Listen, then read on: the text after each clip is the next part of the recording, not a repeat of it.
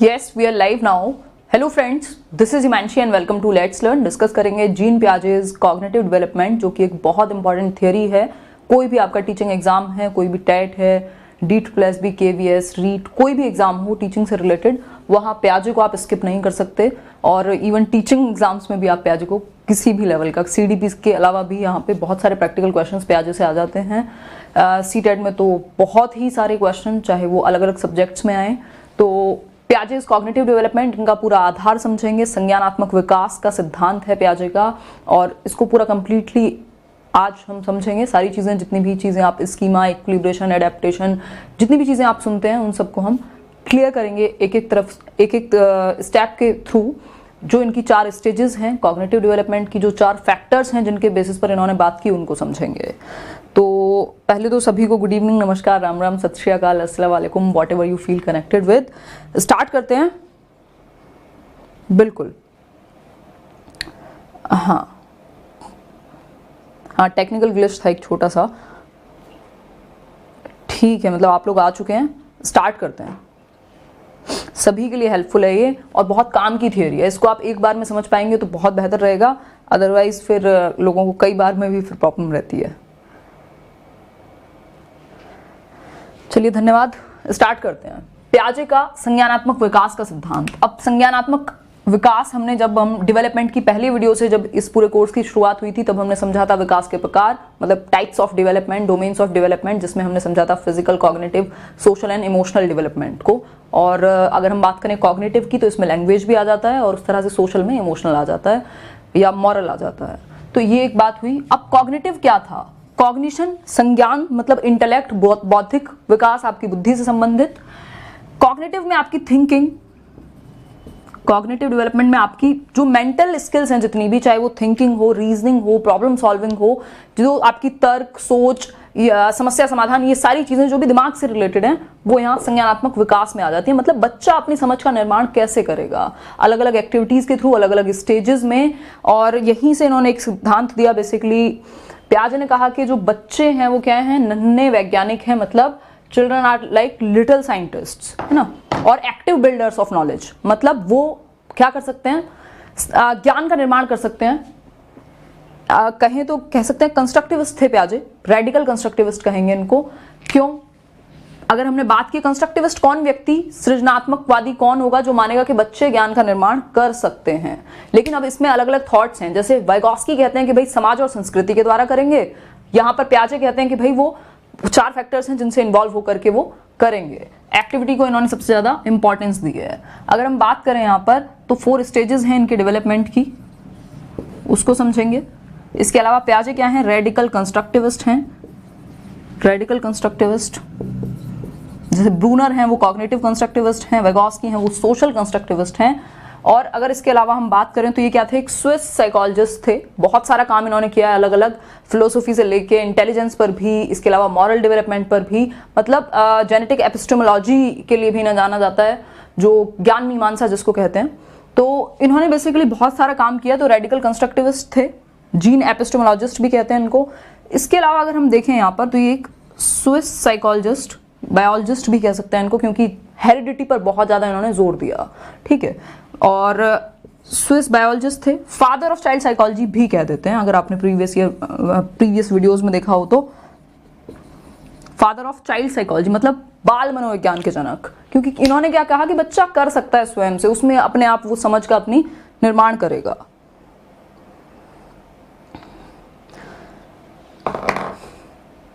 Radical means जो बिल्कुल core, hardcore उस चीज में बिलीव करे कि समाज सब साइड करो, कर पाएगा स्वयं.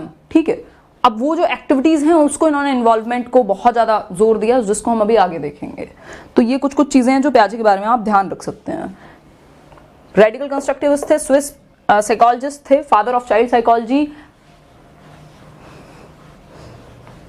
और इन्होंने क्या कहा है, डेवलपमेंट एक डिसकॉन्टिन्यूअस प्रोसेस है.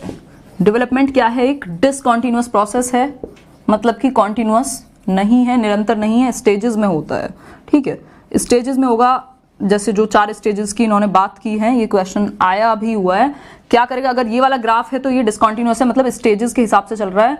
अगर कॉन्टिन्यूअस की बात होगी तो वो ग्राफ फिर उस तरह का आएगा कि भाई लगातार चल रहा है ना, कॉन्टिन्यूटी में काम कर रहा है, तो ये हम थोड़ा सा ध्यान रखेंगे।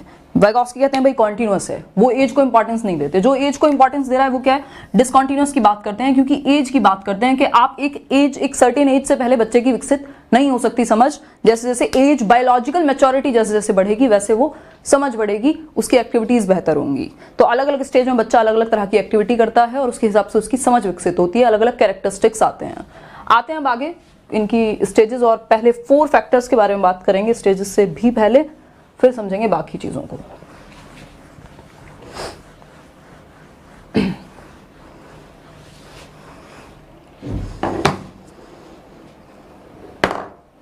डिसकॉन्टिन्यूअस को भाई निरंतर नहीं होगी, जो अनिरंतर, या देख लो हिंदी में, तो इसको हिंदी में भी नहीं आई है, बुक आ जाएगी। देखो ये 4 फैक्टर्स हैं, एक बार सुनते जाओ, फिर हिंदी इंग्लिश अपने आप बाद में भी थोड़ा बहुत ट्रांसलेट कर सकते हो अगर किसी को एक आध शब्द में दिक्कत आ रही है कहीं कहीं। देखो 4 प्रोसेस कह सकते हैं या 4 फैक्टर्स कह सकते हैं, 4 फैक्टर्स जिनको इंपॉर्टेंस दी पियाजे ने अपनी आगे स्टेजेस और कॉग्निटिव डेवलपमेंट में। पहला क्या है, मैचुरेशन, मतलब परिपक्वता, लिख देती हूं मैं साथ में हिंदी में।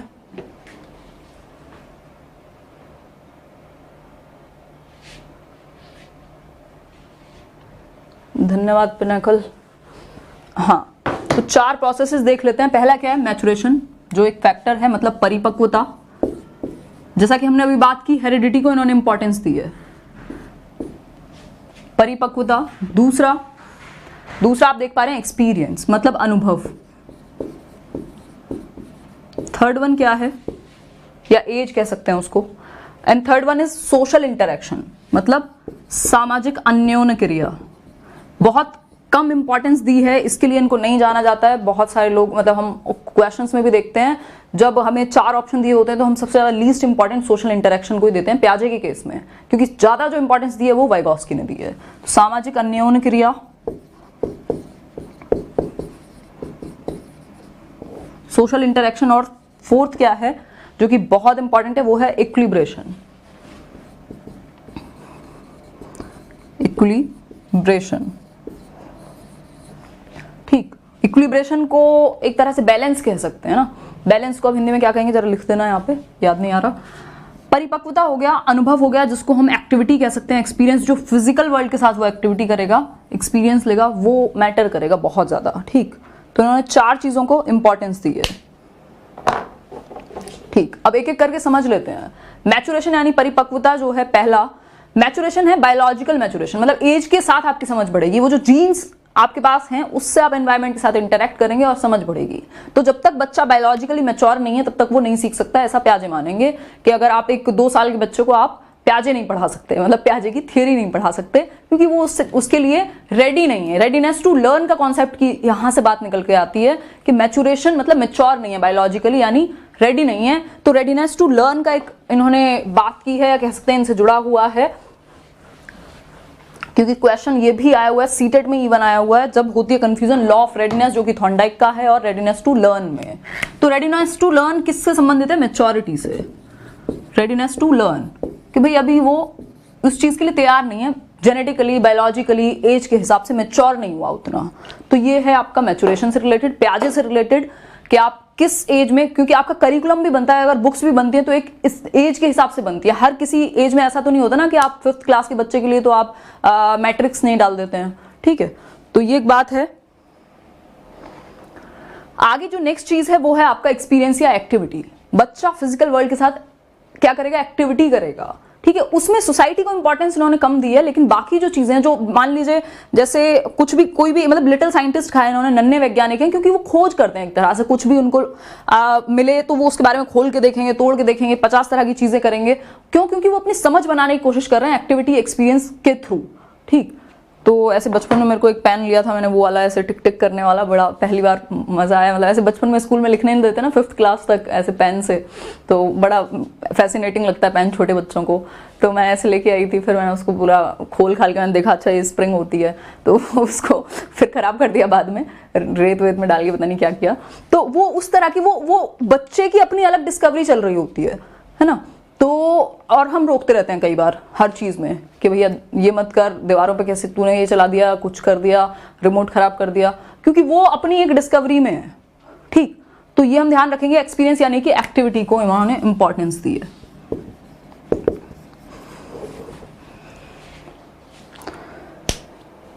बिल्कुल, सोशल इंटरेक्शन को बहुत ज्यादा इंपॉर्टेंस नहीं दी, बट 4 फैक्टर्स में से एक है। ठीक, इक्विलिब्रेशन एक अच्छा प्रोसेस है जिसको जानना थोड़ा सा जरूरी है।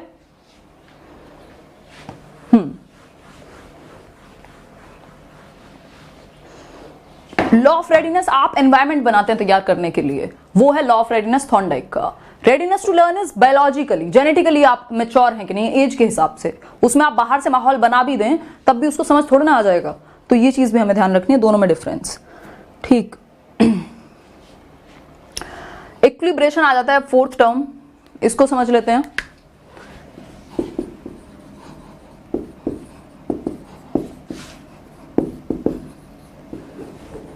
ठीक है, equilibration, equilibration is something conflict to clarity जाना, मतलब कि आपके दिमाग में द्वंद्व है, कुछ कंफ्यूजन है, उसको उससे क्लैरिटी की तरफ जाना, दैट इज इक्विलिब्रेशन। कि आप बैलेंस में आए, मतलब जो आपके दिमाग में है और जो बाहर है वो दोनों चीजें बैलेंस में हो। अगर आपके दिमाग में कॉन्फ्लिक्ट है तो फिर आप डिसइक्विलिब्रियम में हैं, फिर डिसइक्विलिब्रियम से इक्विलिब्रियम में जब आप जाते हैं तो वो पूरा प्रोसेस इक्विलिब्रेशन कहलाता है। ठीक, अब इसके अंदर एक और फिर चीज है आपका एडेप्टेशन आ जाता है। एडेप्टेशन में फिर जो एक चीज है एडेप्टेशन, और दूसरा आता है ऑर्गेनाइजेशन।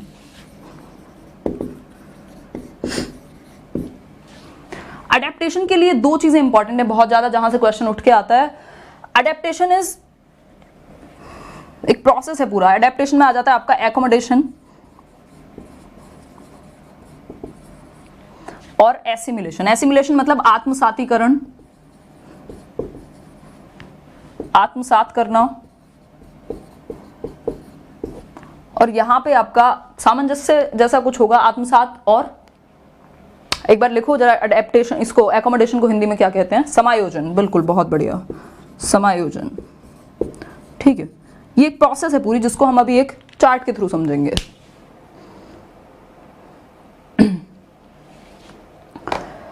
हाँ,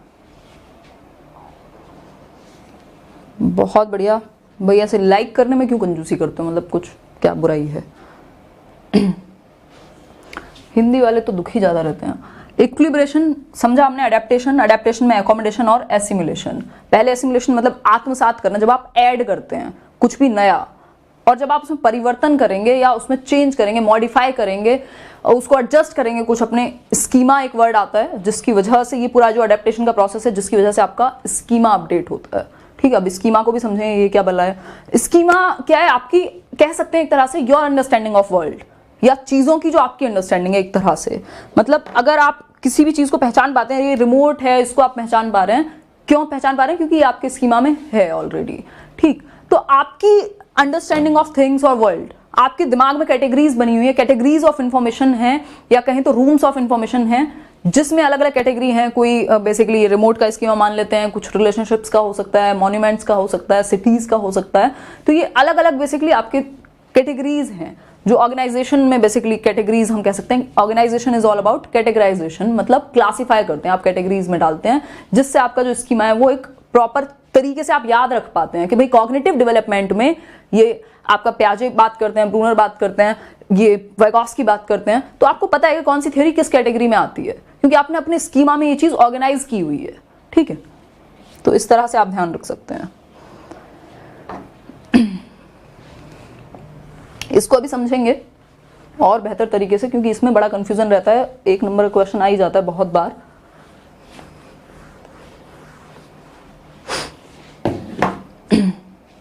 बिल्कुल, pockets of information, rooms of information, छोटे छोटे, मान लो ये पूरा दिमाग है आपका, हालांकि ऐसा नहीं होता है, और इस तरह के रूम्स बने हुए हैं। अब ये जो पूरा है, ये क्या स्कीमा है? इसमें सारी इंफॉर्मेशन है आपकी चीजों को लेकर के, आपका रिलेशनशिप का भी है, आपकी बुक्स का भी है, मतलब पढ़ाई लिखाई को लेके है, अलग अलग चीजों के आपने एक कैटेगरीज बनाई हुई हैं। अब ये जो सिंगल, अगर हम बात करें इंडिविजुअल, तो ये इसको स्कीम्स कह देते हैं, स्कीम, और एक कंप्लीट जो टर्म है वो स्कीमा। ठीक, बिल्कुल, एग्जिस्टिंग नॉलेज ऑफ समथिंग ये कह सकते हैं। ठीक, अब ये अपडेट कैसे होगा? अपडेट होगा वही एडेप्टेशन और ऑर्गेनाइजेशन की जो प्रोसेस थी। उसमें क्या होगा, पहले आप एसिमिलेशन और एकोमोडेशन को अच्छे से समझ लेते हैं, फिर आगे बढ़ेंगे। एसिमिलेशन यानी आत्मसात करना, और दूसरा है एकोमोडेशन यानी समायोजन।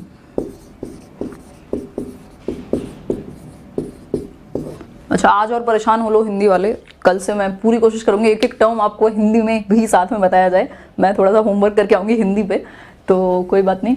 एसिमिलेशन यानी आत्मसात करेंगे, जब आप जोड़ेंगे, ठीक है, ऐड करेंगे कुछ, ठीक है, सिंपल याद रख सकते हो। नई इंफॉर्मेशन को अगर आप एग्जिस्टिंग स्कीम्स में ऐड कर रहे हो तो क्या हुआ, ये एसिमिलेशन कहलाएगा। ठीक, मतलब आपको नहीं पता था कि,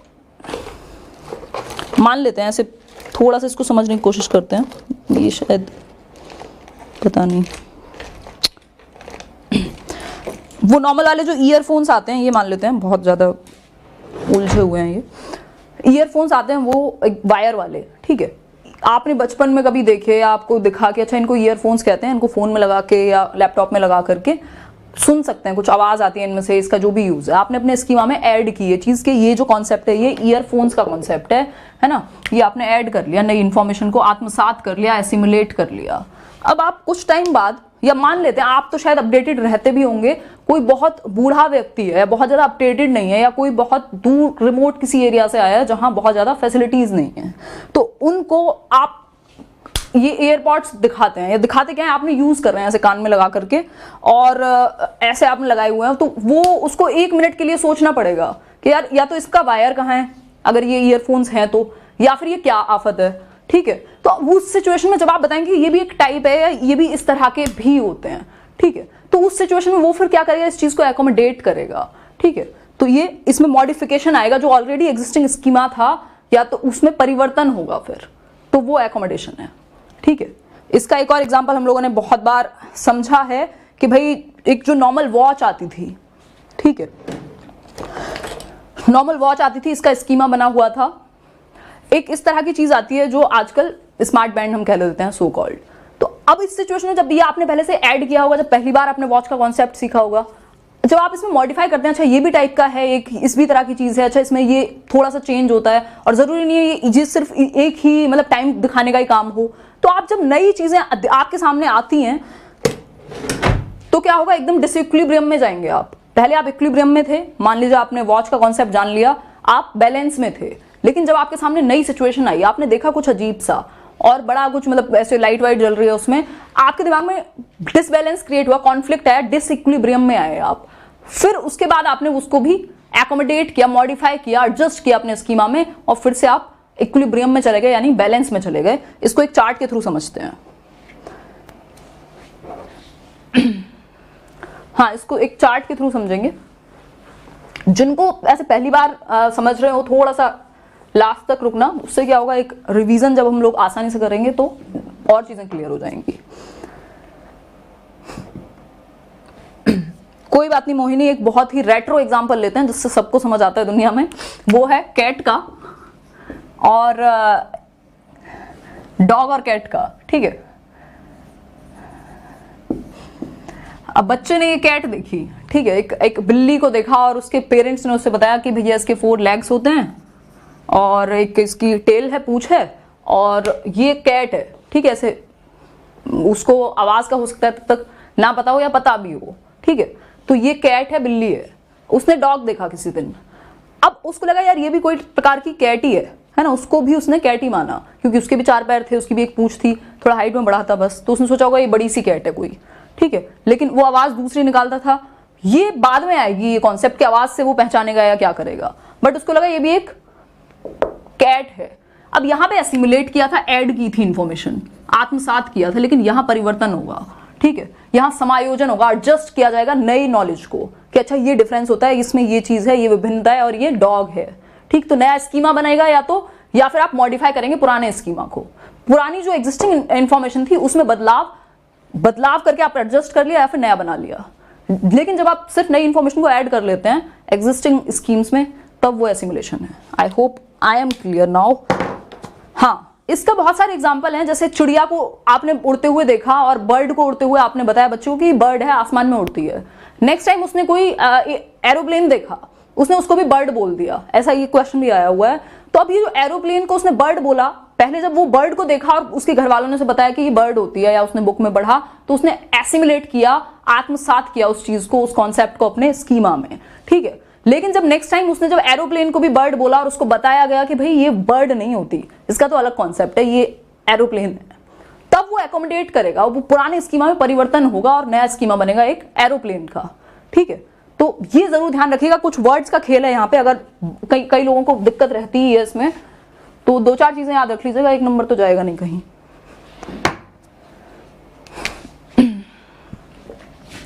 अगर वर्ड आए ऐड, न्यू इंफॉर्मेशन, ठीक है, इन एग्जिस्टिंग स्कीम्स, अगर बात ऐड की आ रही है तो क्या होगा, एसिमुलेशन।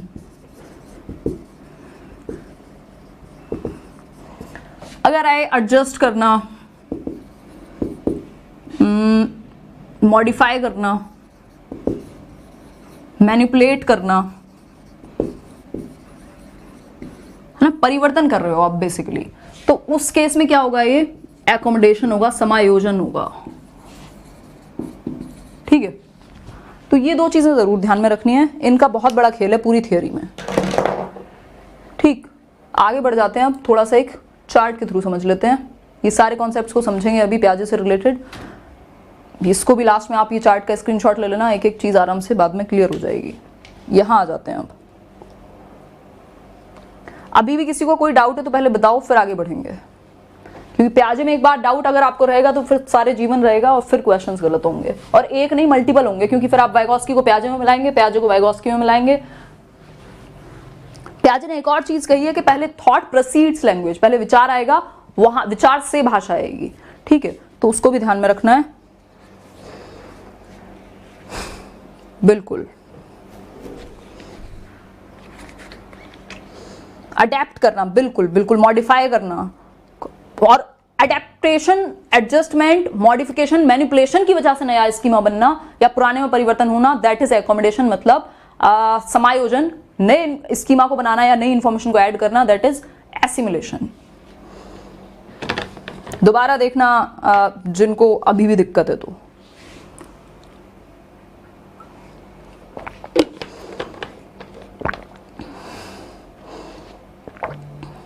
सोशल इंटरेक्शन, सामाजिक अन्योन्य क्रिया, भाई आप मुझसे मिले, मैं आपसे मिली, कुछ बात की, हमने कुछ अपनी समझ बनाई, ये प्याजे कहेंगे।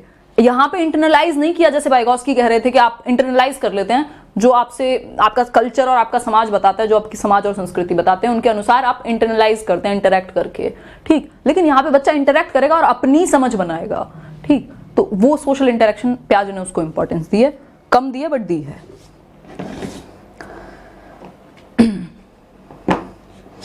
भाषा में प्याजे का योगदान बस इतना ही ध्यान में रखें कि इन्होंने बेसिकली यही कहा है कि भाई लैंग्वेज को बहुत ज्यादा इंपॉर्टेंस दी नहीं है, और ये कहा है कि पहले थॉट जो है वो प्रोसीड करेगा लैंग्वेज को। इन्होंने कहा है विकास से आपकी लर्निंग होगी, मतलब पहले आपका डेवलपमेंट हो रहा है, बायोलॉजिकली आप मैच्योर हो रहे हैं, उससे फिर आप लर्निंग कर पा रहे हैं। लर्निंग से विकास की इन्होंने बात, मतलब लर्निंग टू डेवलपमेंट नहीं, डेवलपमेंट टू लर्निंग जाते हैं आप, ठीक। विकास से अधिगम की तरफ जाते हैं, ये कह सकते हैं। चलिए बहुत बढ़िया। हाँ, आज इंग्लिश डोज नहीं आई है, कल से आएगी। इक्विलिब्रियम बिल्कुल समझेंगे, लो दोबारा से समझ लेते हैं। यहां आ जाओ अब, देखो ये चार्ट आप देख पा रहे हैं, ठीक है।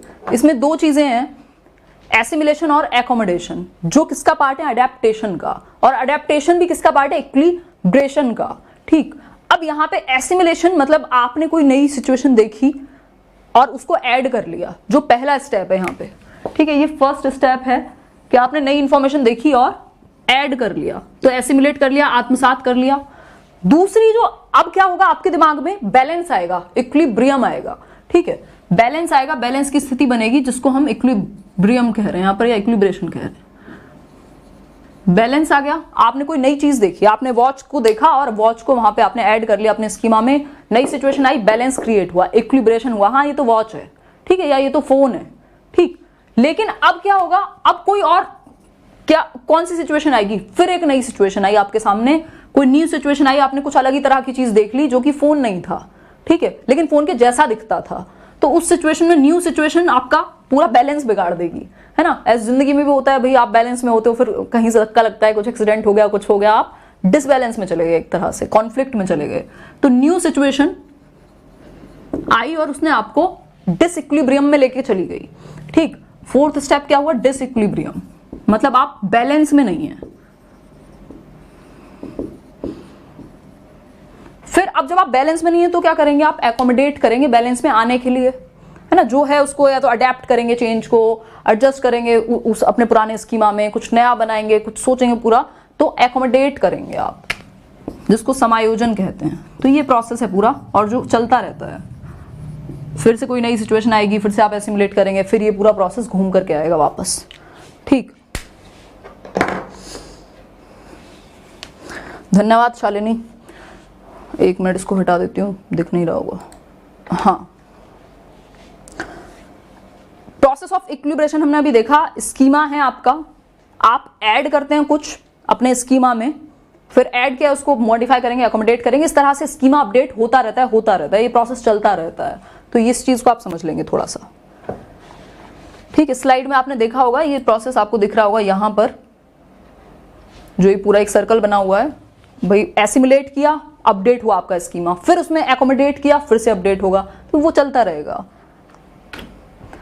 अब कुछ कुछ कॉन्सेप्ट्स हैं प्याजे के और कुछ स्टेजेस हैं जिनको समझना जरूरी है, फिर ये कॉन्सेप्ट्स अपने आप कवर हो जाएंगे वहां पर कि ट्रांजिटिविटी क्या है, ये सब चीजें क्या हैं। प्याजे को लेके डाउट बचेगा नहीं आपका, बिल्कुल निकलेगा सीटेट, टेंशन क्यों ले रहे हो। कुछ 4 स्टेजेस जान लेते हैं, अभी तो इनकी ये कहानी हुई। अब ये स्टेजेस से भर भर के क्वेश्चन आता है। 4 स्टेजेस ऑफ कॉग्निटिव डेवलपमेंट पूछ लेता है। इंटेलेक्चुअल डेवलपमेंट की स्टेजेस किसने दी? 4 प्याजे ने, मतलब बौद्धिक विकास हो या कॉग्निटिव हो, मतलब इंटेलेक्चुअल कहे कॉग्निटिव कहे, बात एक ही, संज्ञानात्मक कहे बौद्धिक कहे। तो 4 स्टेजेस ऑफ कॉग्निटिव डेवलपमेंट।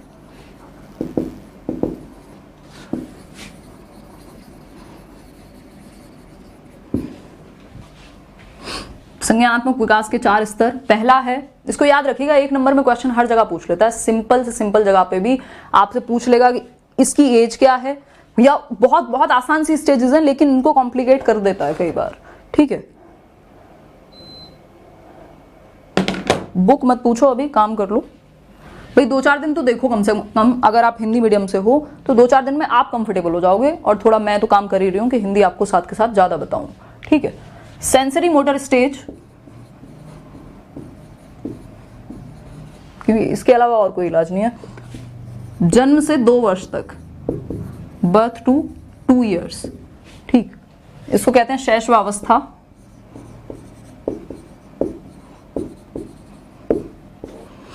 या गत्यात्मक अवस्था भी कह सकते हैं उसको। फिर दूसरा आ जाता है आपका pre operational.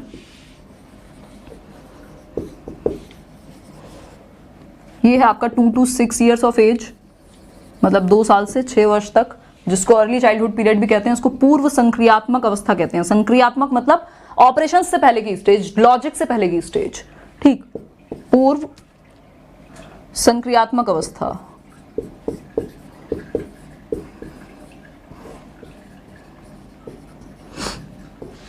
Third one is concrete operational, जो कि बहुत ही इंपॉर्टेंट है, स्कूल एज भी अपने आप में। कॉन्क्रीट ऑपरेशनल 7 से 11 वर्ष। ठीक है, 7 से 11 वर्ष, और इसको हम मूर्त संक्रियात्मक, कॉन्क्रीट का मतलब ही मूर्त है ना, मूर्त संक्रियात्मक, वो ऊपर वाला कॉपी कर लेना। और लास्ट स्टेज है, अगर आप देख पा रहे होंगे यहां, तो फॉर्मल ऑपरेशनल। ज्यादा ही बड़ा लिख देती हूं मैं, मुझे लग रहा है। फॉर्मल ऑपरेशनल, फॉर्मल ऑपरेशनल यानी कि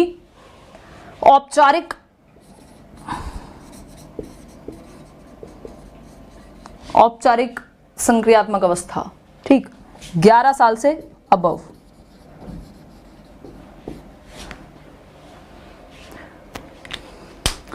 बिल्कुल ठीक है,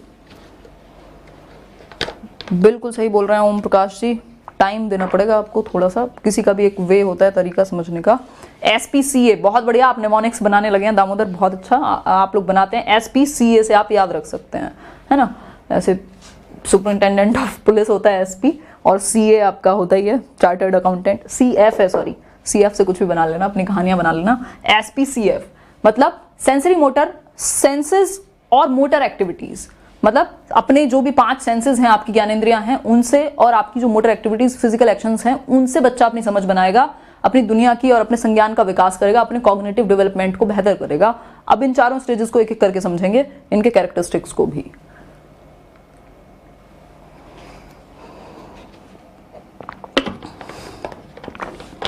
अभी परेशान मत हो, अभी पूरी कहानी बाकी है, अभी तो ऐसा आधा सफर भी नहीं हुआ है। कंजर्वेशन को समझेंगे, इरिवर्सिबिलिटी को समझेंगे, सब समझेंगे। शांति रखो, पेशेंस। पहली स्टेज के बारे में समझेंगे।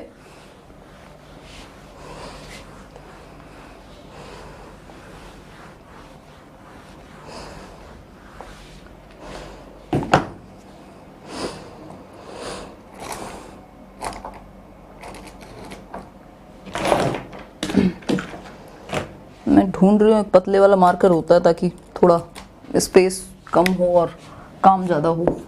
तो सेंसरी मोटर स्टेज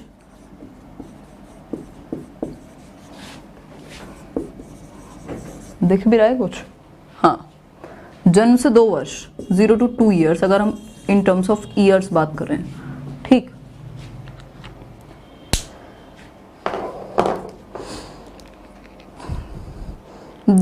ठीक है, 1 मिनट रुक जाओ। हाँ, पहले भी हो चुका है प्याजे, ऑब्वियसली प्याजे में करा चुकी हूँ, फिर भी लोग गलत करते हैं क्वेश्चंस।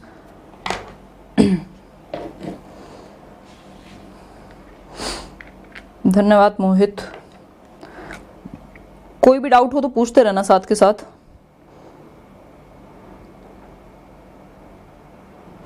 सेशन बड़ा है और एक ही में कंप्लीट करना है, तो थोड़ा आज पेशेंस तो बना के रखना पड़ेगा भाई। सेंस और टच, बहुत बढ़िया क्लीमा, सही है।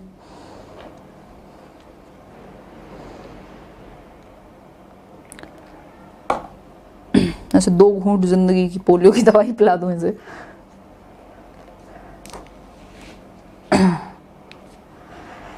We all are awesome Geeta, धन्यवाद फिर भी तारीफ के लिए, शुक्रिया।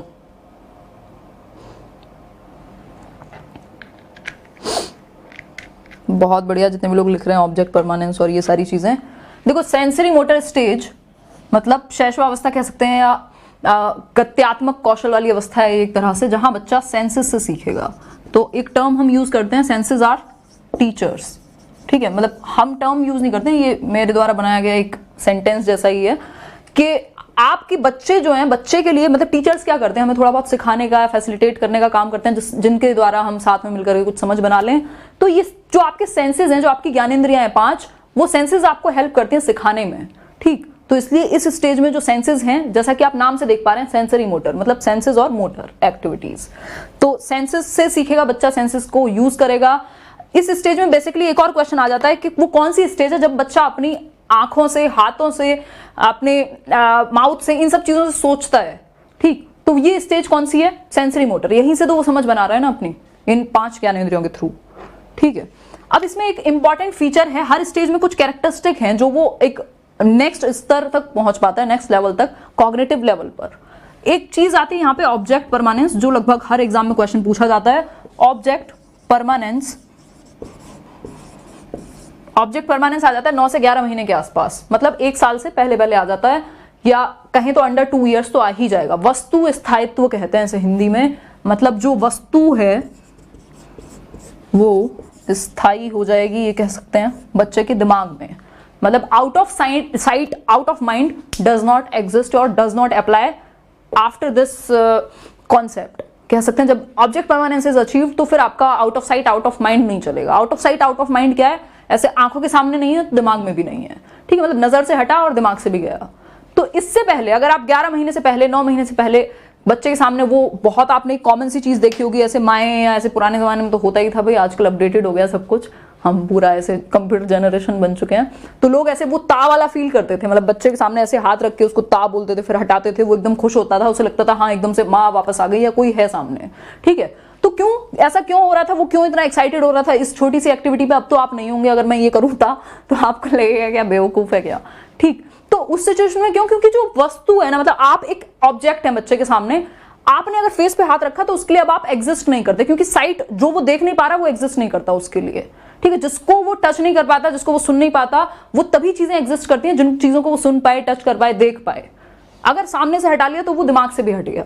बच्चा रोएगा नहीं अपने किसी खिलौने के लिए 9 महीने से पहले, जब तक ऑब्जेक्ट परमानेंस अचीव नहीं हुई है, क्योंकि उसको आपने हटा लिया, उसने सोचा नहीं है। लेकिन जब वो उस सेम चीज के लिए रोने लगे कि वापस लाओ, आपने छिपा दिया है कहीं, तो वो ऑब्जेक्ट परमानेंट हो गया उसके दिमाग में, या ऑब्जेक्ट परमानेंस आ गई है, बच्चे ने अचीव कर लिया वो, ठीक है। कुछ फिक्स नहीं है, जरूरी नहीं है हर बच्चा 9 महीने में ही आ जाएगा, किसी में वही 11 में भी आएगा, 14 में भी आ सकता है, लेकिन हाँ 2 साल से पहले पहले आ जाएगा, ठीक है। ठीक है बात। It's new platform for me, thanks for being a member. बहुत बढ़िया श्यामलाल। हाँ, एक और चीज है यहाँ पे, डेफर्ड इमिटेशन होता है। बिहेवियर जो है इमिटेटिव है बच्चों का, ये कह सकते हैं। डेफर्ड इमिटेशन में क्या होगा,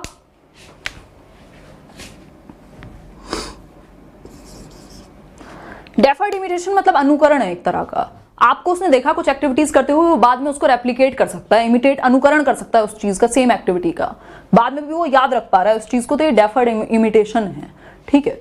इसके अलावा एक और चीज है कि जो रिफ्लेक्स एक्शंस हैं, अनैच्छिक क्रियाएं आई थिंक जिसको हिंदी में कहते हैं,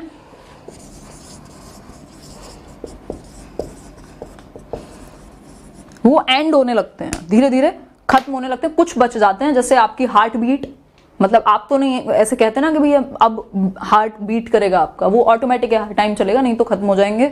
इसके अलावा आपकी आंखों का, पलकों का झपकना, बचपन में बहुत सारे होते हैं ये जो रिफ्लेक्स एक्शंस हैं, जैसे रूटिंग, ग्रास्पिंग, मतलब आप बच्चे के हाथ में कुछ भी रखो वो एकदम से पकड़ेगा, या आपने एकदम छोटे बच्चे को जब आप टच करते हैं वो एकदम से ऐसे करेगा, तो वो रूटिंग वाला उसका एक रिफ्लेक्स एक्शन है। लेकिन वो धीरे धीरे खत्म हो जाते हैं। अब आपको कोई करे कुछ नहीं होगा, आपको क्या पिटेगा क्या, ठीक है, तो वो वाली सिचुएशन होगी।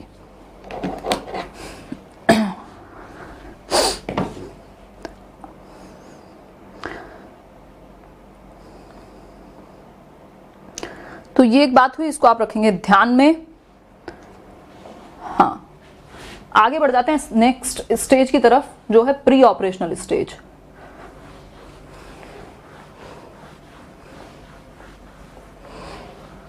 नेक्स्ट स्टेज है प्री ऑपरेशनल। अभी नहीं की भाई, I found best platform for CDP, thanks ma'am, you are awesome. धन्यवाद अभिलाषा। बाकी कोशिश रहती है, देखिए सबका कनेक्ट करने का तरीका होता है, हम सब सेम इंसान से कनेक्ट नहीं कर पाते, बट आप लोगों को समझ आता है तो बहुत अच्छी बात है। Lovely explanation, you are Dronacharya. अरे चढ़ा दो by the way, thank you. आगे बढ़ते हैं सेकेंड स्टेज पर। सेकेंड स्टेज है प्री ऑपरेशनल स्टेज, यानी पूर्व संक्रियात्मक। प्री ऑपरेशनल स्टेज 2 से 6 वर्ष तक, ठीक है।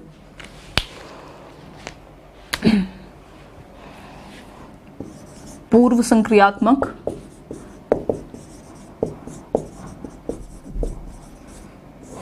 ठीक।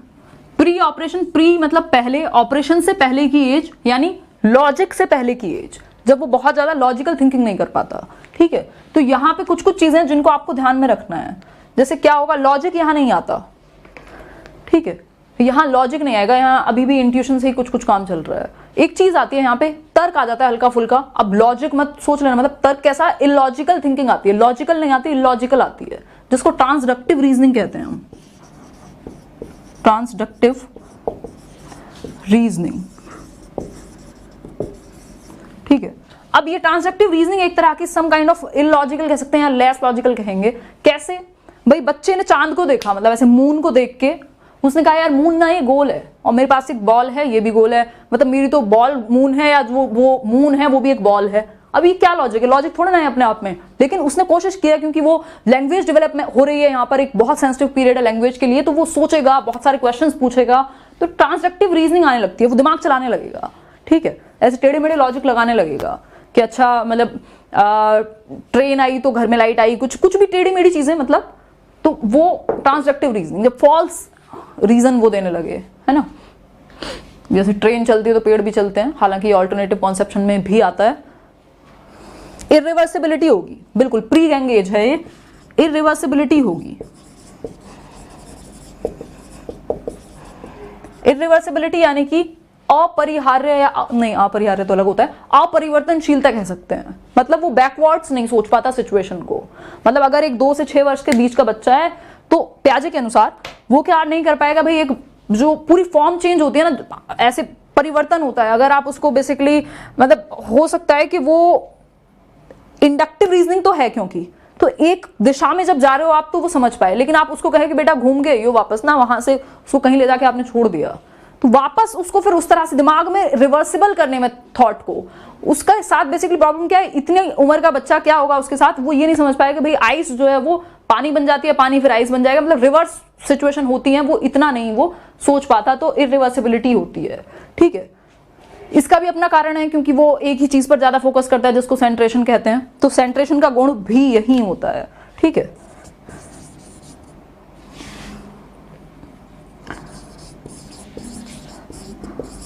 सेंट्रेशन, ठीक, क्यों? क्योंकि वो सिर्फ एक ऑब्जेक्ट पर ही फोकस कर पा रहा है, उसकी बाकी एस्पेक्ट नहीं समझ पा रहा। ठीक, तो ये ध्यान में रखेंगे हम थोड़ा सा। ईगोसेंट्रिक होता है बच्चा, जो कि बहुत ही इंपॉर्टेंट है, 1 नंबर का क्वेश्चन भर भर के आता है। ईगोसेंट्रिक होता है बच्चा यानी अहम केंद्रित होता है। ईगोसेंट्रिक यानी अहम केंद्रिता।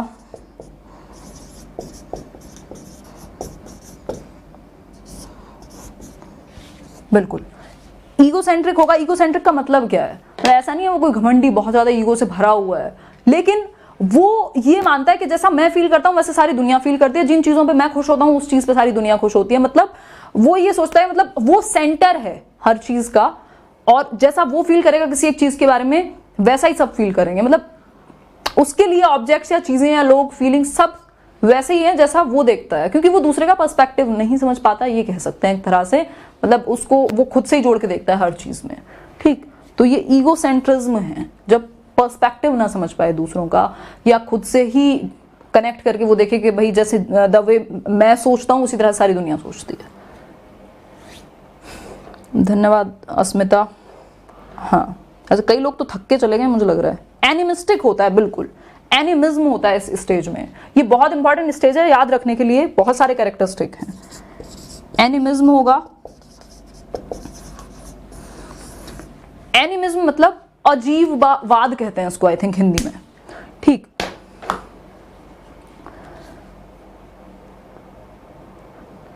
धन्यवाद जी, धन्यवाद। सारे के सारे बिहेवियरिस्ट हो, पूरे टाइम जज करते रहते हो कमेंट में। ये बढ़िया है, ये नहीं है।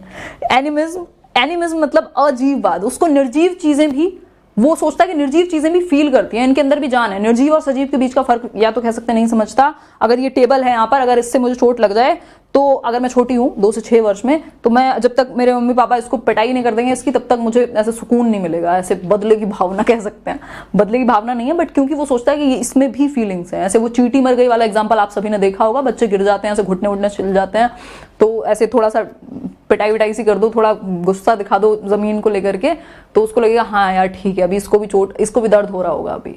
ठीक है, तो वो फियर एंगर लव तो हम सभी में है ना, तो वो एनिमिज्म है। ठीक है, तो ये कुछ बात हुई। बिल्कुल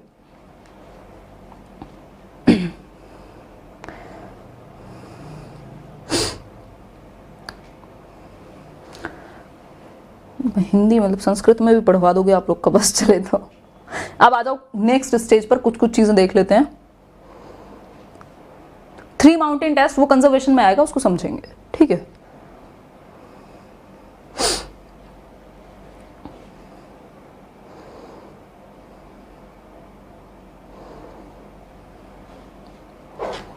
नेक्स्ट स्टेज में आ जाते हैं अब।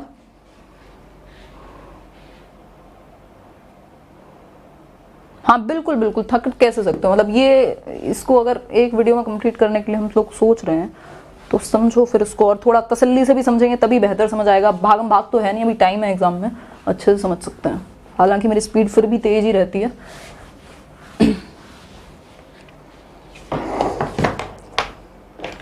नेक्स्ट स्टेज है आपकी 3rd, जो कि अपने आप में बहुत इंपॉर्टेंट है, जिसका नाम है कॉन्क्रीट ऑपरेशनल। थोड़ा छोटा लिखूंगी, कॉन्क्रीट ऑपरेशनल स्टेज 7 से 11 वर्ष, जिसको गैंग एज भी कह देते हैं, या स्कूल एज है अपने आप में, एलिमेंट्री स्कूल एज। मूर्त संक्रियात्मक अवस्था, मूर्त संक्रियात्मक अवस्था। नाम से आप जान पा रहे हैं कि भाई कॉन्क्रीट ऑब्जेक्ट्स के प्रति लॉजिक जाग जाता है बच्चे में से। कॉन्क्रीट मतलब मूर्त। कॉन्क्रीट और एब्स्ट्रैक्ट दो चीजें आपने सुनी होंगी, आप जानते होंगे। कॉन्क्रीट क्या है? ये मार्कर, ये फोन हो सकता है, कुछ भी चीजें जिनको आप टच कर सकते हैं, ठीक है। तो जिनको आप टच कर पा रहे हैं, जिन चीजों को जो आपके सामने हैं, जो टच की जा सकती हैं, जो एग्जिस्टेंस में है आपके सामने कॉन्क्रीट रूप में, मूर्त तरीके से, उन पर लॉजिक लगा पाएगा बच्चा। मतलब लॉजिक बिगिंस, ये कह सकते हैं। लॉजिक यानी तर्क की शुरुआत हो गई। लॉजिक बिगिंस किसके बारे में? About concrete objects. About concrete objects. Concrete objects यानी मूर्त चीजों के बारे में। अगर उसने जो चीजें वो देख सकता है उसके बारे में वो तर्क भी लगा सकता है, ये कह सकते हैं। दूसरी एक चीज है यहाँ पे, ट्रांजिटिविटी आती है बच्चे में। अब ट्रांजिटिविटी और ट्रांसडक्टिव रीजनिंग को मिक्स मत कर देना, नहीं तो क्या होगी आप लोग लिख दो कमेंट में, मतलब ऐसे क्योस हो जाएगा, ठीक है। ट्रांजिटिविटी, ट्रांजिटिविटी में क्या होता है? बच्चा बेसिकली रिलेशन समझने लगेगा, ठीक है। वो ये समझने लगेगा, मतलब अब जो एक तरह से जो रीजन है, क्योंकि कॉन्क्रीट चीजों को देख करके उसको पता है, अगर आपने तीन चीजें जो बेसिकली मूर्त चीजें हैं, ठीक है, एक ये मार्कर है, एक ये दूसरा मार्कर हुआ, मान लीजिए मार्कर की जगह कुछ ले लेते हैं, पेंसिल ले लेते हैं, ठीक है, और ये तीसरा एक इंक है। अब वो लॉजिक लगा पाएगा अगर आप उसके सामने रख रहे हैं, ठीक है। वो अगर वही वाली जो आप रीजनिंग में क्वेश्चन सॉल्व करते हैं कि कौन सा किससे बड़ा है, अगर कह दिया आपने ए बढ़ाया है बी से और बी इज ग्रेटर देन सी, तो सी और ए का क्या रिलेशन होगा? सी और ए का क्या रिलेशन होगा? तो वो बच्चा बता देगा देख के, ऑब्जेक्ट्स में, ऐसे हवा में नहीं बता पाएगा। ऑब्जेक्ट अगर उसके सामने है तो क्या कैसे बता देगा कि ए इज ग्रेटर देन सी, ठीक। तो ये ट्रांजिटिविटी है। क्यों हो पा रहा है ऐसा? क्योंकि सीसीएस आ गया है। सीसीएस क्या है? अब यूनिवर्सिटी नहीं है चौधरी चरण सिंह इसको समझ लेते हैं सीसीएस है क्या, जो इस स्टेज में आ जाता है। बिल्कुल रिवर्सिबल थिंकिंग, बिल्कुल बिल्कुल। सीसीएस को देख लेते हैं पहले, ठीक है। कंजर्वेशन आ गया, ठीक है। दूसरा सी बताओ जरा, और सीरिएशन आ गया, लिखो, क्लासिफिकेशन कहते हैं, ठीक है। क्लासिफिकेशन, ये तीन चीजें आ गई हैं, ठीक। मतलब कंजर्वेशन यानी संरक्षण कहते हैं इसको हिंदी में, जिसके लिए आप लोग बहुत ज्यादा बेताब हो गए इतनी देर से।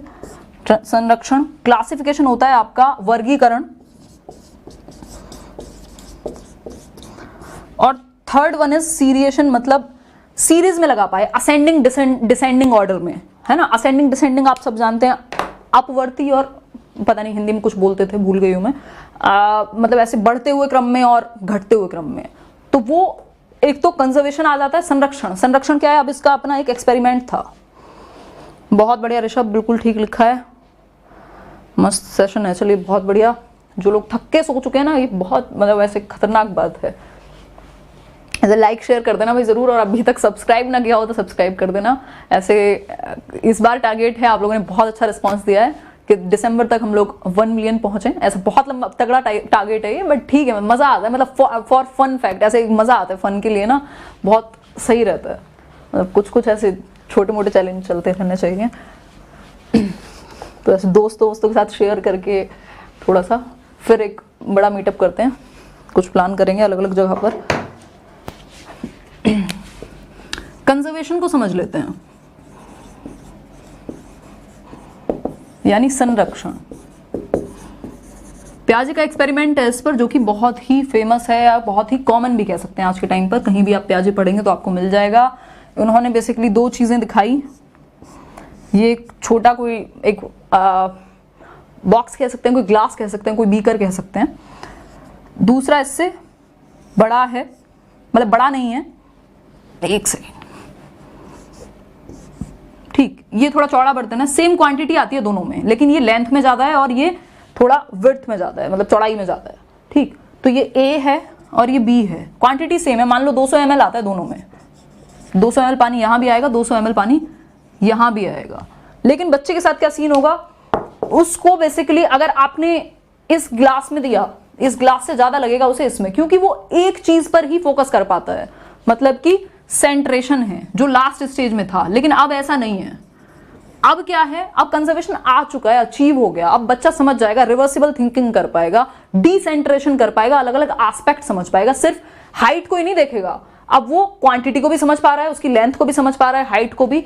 उसको पता है आप कुछ, अगर आपने किसी एक चीज से कुछ निकाला और डाला नहीं है, अगर सेम चीज है तो शेप साइज बदल जाने से कोई क्वांटिटी नहीं बदल जाती है, ठीक है, वॉल्यूम नहीं बदल जाता है।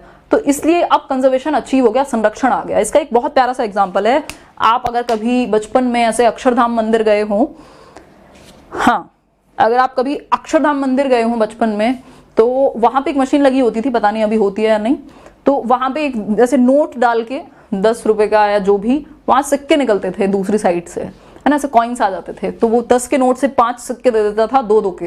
तो उसको देख के मजा आ जाता, मेरे को बड़ा मजा आता था बचपन में। और वहां वो ऐसे डालने का भी ऑप्शन होता है, तो वो ज्यादा लगते थे।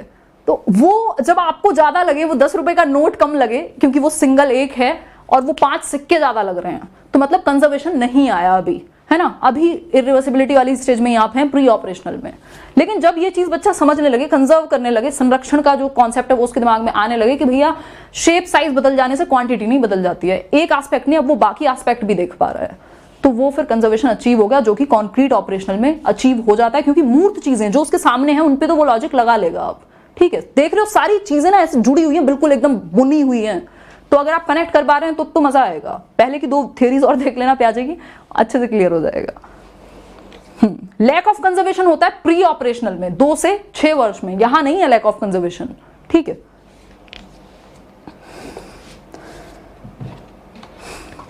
आरोही अवरोही बहुत बड़े बनना। 12 लोगों से बताया आपकी क्लास के बारे में, अरे बहुत बढ़िया साजिद, आप लोग ऑब्वियसली शेयर तो करते ही हैं, धन्यवाद एक एक व्यक्ति का।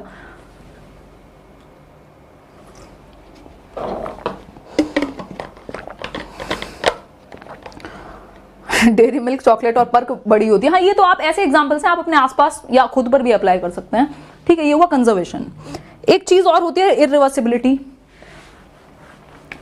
जिसको हमने पहले देखा था लास्ट स्टेज में।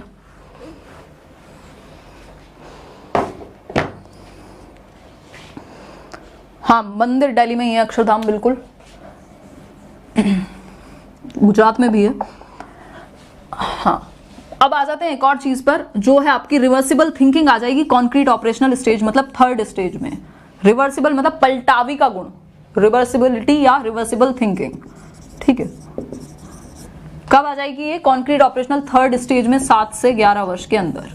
अब वो रिवर्स कर पाएगा, अब वो समझ जाएगा भाई आप आटे से मतलब जो एक छोटा वो गोला होता है आटे का, उसको बड़ा भी कर सकते हैं और उसको फिर दोबारा भी चेंज कर सकते हैं उसको, है ना। बर्फ पानी बन सकती है, पानी बर्फ बन सकता है। तो वो रिवर्सिबल जो स्टेट है उसको समझ पाएगा, कि पलटावी का जो गुण है वो समझ पाएगा, ठीक है। क्योंकि डिसेंट्रेशन आ गया, कंजर्वेशन है, सारी चीजें हो गई, अब तो उसको एस्पेक्ट समझ आते हैं। क्लियर बात? टाइम कितना लगेगा? अरे यार बहुत देर हो गई आज तो। टाइम बस थोड़ा सा लगेगा, एक स्टेज और है, इसके बाद फिर एजुकेशनल इम्प्लीकेशन में थोड़ी सी कहानी है, खत्म हो जाएगा, मुश्किल से 10 से 15 मिनट, ठीक है। आज तो लग रहा है दूसरा सेशन हो नहीं पाएगा, क्योंकि 10:30 तो ऑलरेडी हो गए।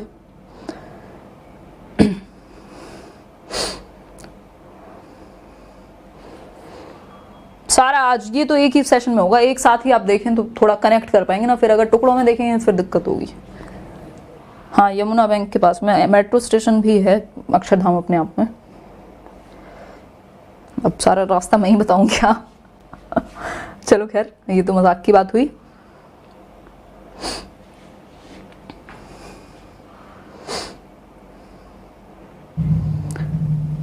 मजा आ गया, अभी आएगा मजा, अभी बहुत ऐसे मजा भी कोई फ्री की चीज है क्या? ऐसे नहीं आता है, बहुत मेहनत से आता है। अब आ जाओ 4th स्टेज पर, ठीक है। 4th स्टेज पर आ जाते हैं। कोई दिक्कत नहीं है। 4th स्टेज है क्या आपकी? फॉर्मल ऑपरेशनल, जो कि इंपॉर्टेंट है। ये लास्ट स्टेज है प्याजे की स्टेजेस में। फॉर्मल, ऑपरेशनल या औपचारिक संक्रियात्मक अवस्था, 11 साल से ऊपर की एज है ये, ठीक है। तो 11 ईयर्स एंड अबव, ठीक है। ठीक, क्या है ये? बेसिकली औपचारिक संक्रियात्मक, लिख लो कहीं, औपचारिक संक्रियात्मक, ठीक।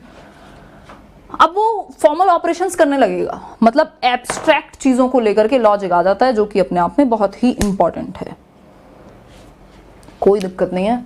देखो यहाँ पे एब्स्ट्रैक्ट लॉजिक किसके बारे में, एब्स्ट्रैक्ट चीजों के बारे में, एब्स्ट्रैक्ट ऑब्जेक्ट्स। एब्स्ट्रैक्ट क्या होता है, अमूर्त, जो सामने ना हो, विचारों में हो, ठीक है। वहां पे लॉजिक आया था किसके लिए, कॉन्क्रीट ऑब्जेक्ट्स के लिए, या सिर्फ पूछे लॉजिक कहां आता है तो कॉन्क्रीट ऑपरेशन, लेकिन साथ में लगा दे चुपके से कि एब्स्ट्रैक्ट भी है। अमूर्त चीजों के बारे में लॉजिक कब आएगा, तो अमूर्त चीजों के बारे में लॉजिक आएगा 11 साल के बाद, ठीक।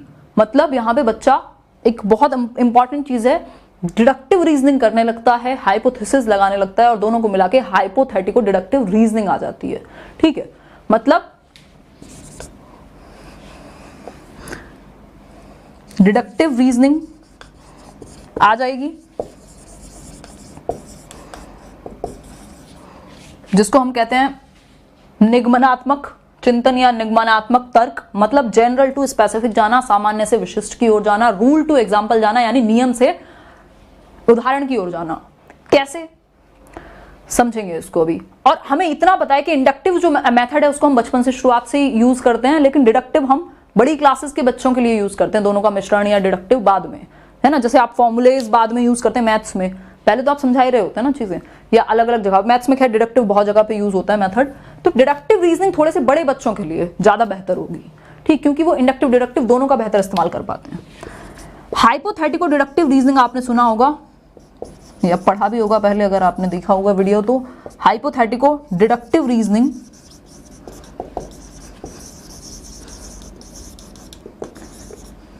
भाई, हाइपोथेसिस आप पता है, आप साइंटिस्ट लगाते हैं हाइपोथेसिस, या डिडक्टिव रीजनिंग मतलब थोड़ा सा कॉग्निटिव स्किल्स आपकी बेहतर हुई होंगी। हाइपोथेसिस को कहते हैं परिकल्पना, आपने अपनी डाइट वाइट में पढ़ा होगा, ईवीएस में बहुत यूज होता है ये वर्ड।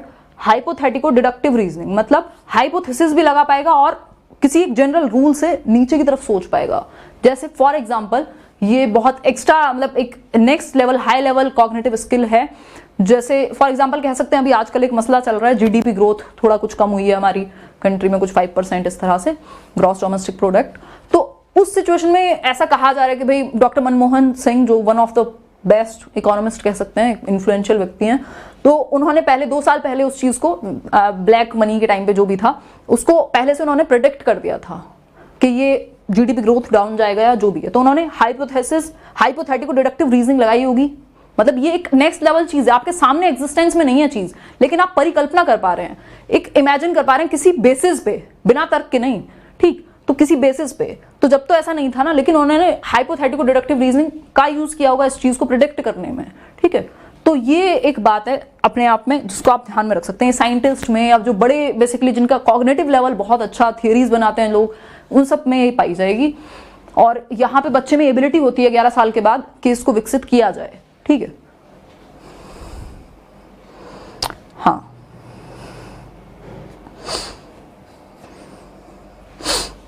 ठीक है,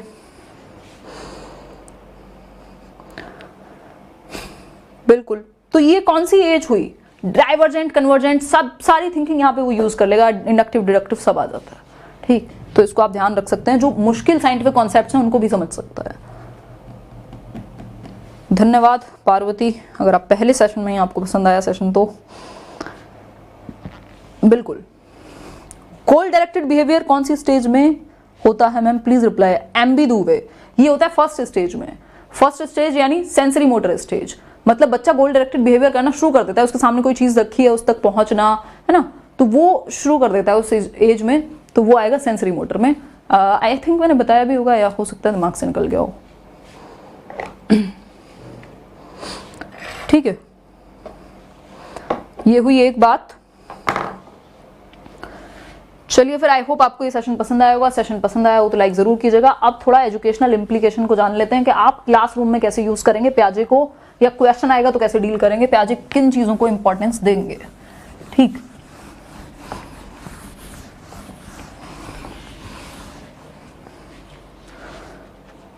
भाई आपको साथ में मेहनत करनी पड़ेगी, मैं आपको ये नहीं कहूंगी मैं ये रटवा दूंगी, ये लड्डू दे दूंगी आपको खा लो, आपको साथ में करनी पड़ेगी मेहनत, ठीक है। तो अगर आप डेली बेसिस पे आ भी रहे हैं तब भी काम हो जाएगा, ठीक है। लेकिन मेहनत करनी पड़ेगी, लड्डू नहीं बांटती हूँ मैं ऐसे मेहनत करती हूँ और आपको अगर साथ में करनी है तो आप बेहतर कर सकते हैं। ऐसे success has no elevators, you have to take the stairs. तो एजुकेशनल इम्प्लीकेशंस की बात कर लेते हैं।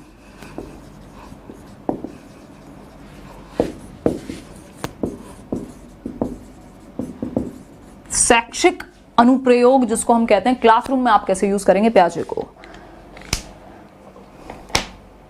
कोई बात नहीं, दिमाग जब लगाना पड़ता है इंसान बचता है, जिसमें जिस चीज में दिमाग लगाना पड़े, तो इसलिए आधे लोगों को, खैर अपनी परेशानियां भी हैं, कई लोगों के घर में बच्चे भी हैं और भी चीजें हैं, कोई बात नहीं, दोबारा देख लेंगे बाद में। ऑनलाइन का यही फायदा है।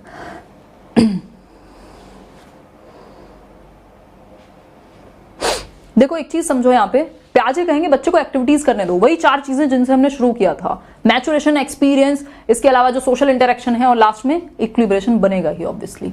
ठीक है, तो आप एक्टिविटी करने दो बच्चे को। ये बात कौन कहेगा? प्याजे कहेंगे, बिल्कुल मानेंगे इस चीज को। अगर आप प्याजे से सहमत हैं तो आप एक्टिविटी करने देंगे बच्चे को।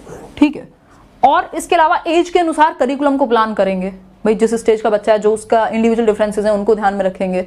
ठीक, तो ये एक बात हुई, एज के अनुसार आप करिकुलम प्लान करेंगे या मतलब यूज करेंगे। आप जानते हैं किस स्टेज में किस तरह से करिकुलम की आपकी पूरी बुक्स बनती हैं, और मतलब सिर्फ बुक्स नहीं होती है, करिकुलम में बहुत सारी एक्टिविटीज होती हैं, फिर कभी समझेंगे। इसके अलावा आप बच्चे को एक्सप्लोर करने देंगे, एक्सप्लोर करने देंगे क्योंकि उन्होंने कहा है लिटिल साइंटिस्ट है बच्चा। ठीक है, तो उसको आप डिस्कवर करने देंगे आसपास की चीजें, एक्टिविटीज में इन्वॉल्व होना, एक्सपेरिमेंट करने देंगे और फैसिलिटेट करेंगे जब भी हो सके, क्योंकि कंस्ट्रक्टिविज्म तो कहता है कि टीचर एज अ फैसिलिटेटर। ठीक है, तो फैसिलिटेटर बनेंगे, सुविधादाता बनेंगे, खून नहीं पिएंगे बच्चे का, बट जब जरूरत होगी उसको फ्लरिश होने देंगे, उसको मौके देंगे और रहेंगे भी, ऐसा नहीं है छोड़ देंगे। स्पून फीडिंग नहीं होगी, बिल्कुल बिल्कुल। बहुत बढ़िया, बहुत बढ़िया। ये अपडेटेड है, कोई भी वीडियो जो लेटेस्ट है वो अपडेटेड है। हो सकता है जो बहुत पुराना वीडियो हो, प्याजे में शायद कोई स्टेज में एक आध कुछ इशू था, बहुत जो पहले वाली वीडियो थी, तो उसको अब अपडेट कर लेना जिन्होंने वही देखी हुई हो अभी भी।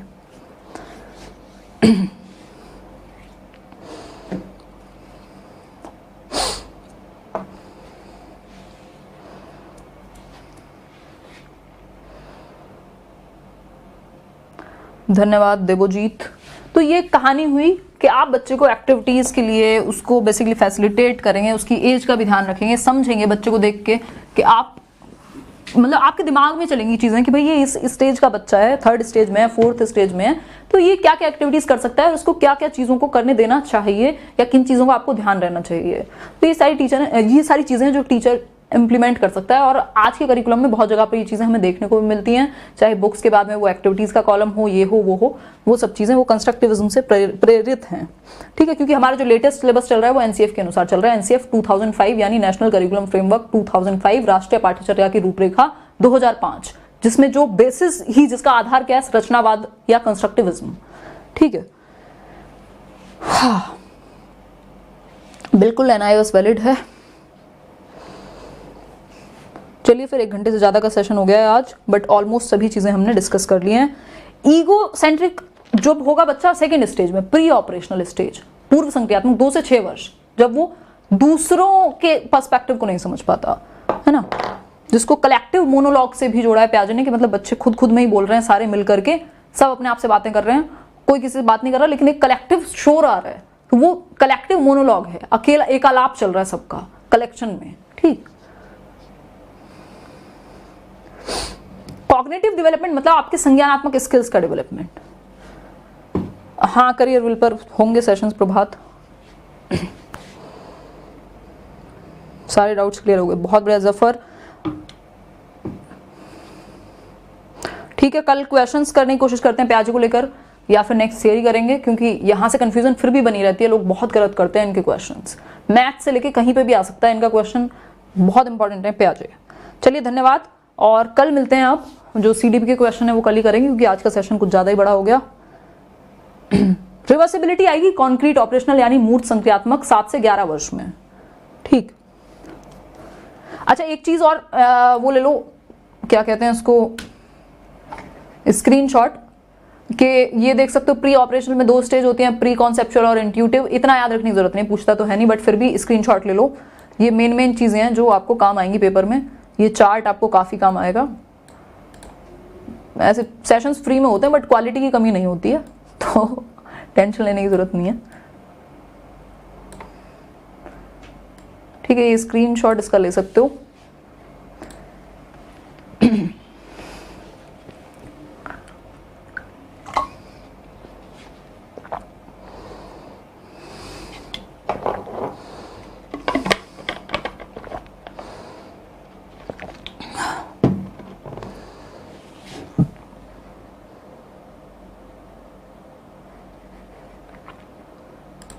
तो होपफुली आपने स्क्रीनशॉट ले लिया होगा। इसके अलावा इनके कुछ क्वेश्चंस को कल कर लेंगे। ठीक है, आप लोगों ने कहा भी है, इंपॉर्टेंट थियरी है। और धन्यवाद आप सभी का इतना समय देने के लिए और कुछ सीखने सिखाने की प्रक्रिया से जुड़ने के लिए। लाइक शेयर सब्सक्राइब जरूर कर देना अगर अभी तक ना किया हो। अपने दोस्तों को भी बोलिए, कुछ मेहनत करते हैं हम लोग साथ में मिलकर, एक लर्निंग रेवोल्यूशन पर काम कर रहे हैं। और टीचर्स डे को पूरी कोशिश रहेगी 2 वीडियोज़, जो मीटअप का वीडियो है और जो एडुकॉन का वीडियो था, वो दोनों आपको मिल जाए। ऑल द बेस्ट, धन्यवाद।